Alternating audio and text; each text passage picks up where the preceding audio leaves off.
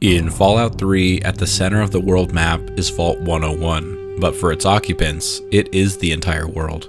On its surface, Vault 101 appears to be a control vault, one of Vault-Tec's facilities spared from the horrific fate of their twisted social experiments. However, the truth is, it was actually designed to explore two different experiments. The first was testing the effects of prolonged isolation. The second was testing the effects on a leader given unchecked authority over a captive population.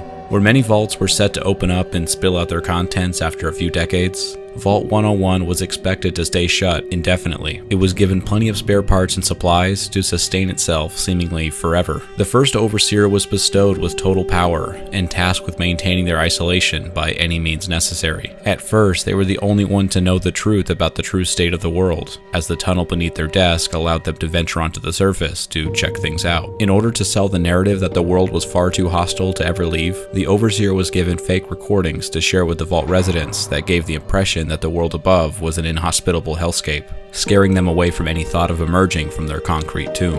The second Overseer kept up the lie and maintained their isolation, but shared the truth with a close group of trusted advisors who would help gather information on the outside world. When it was time to pass the reins to the third Overseer, they had begun to loosen their isolation and finally allowed the residents to come and go as they please. Vault 101 even sent ambassadors to stay in the nearby town of Megaton. However, a young Alphonse Almodovar saw the vault embracing the outside world as weakness that would soon erode the safety the vault has always provided, and sought to bring order and isolation back to Vault 101, returning to its original purpose. He seized power and ordered the vault door sealed, never to be opened again under any circumstances. The sole exception was allowing James, the father of the Lone Wanderer, to join the vault in exchange for his services as the new Vault 101 physician. Alphonse and his cronies coerced the vault's residents to pretend that the vault had never opened in the first place, and to tell their kids the same stories that the first vault residents were told. The Lone Wanderer was one such resident, who grew up never knowing the truth, until the fateful day when their father did the unthinkable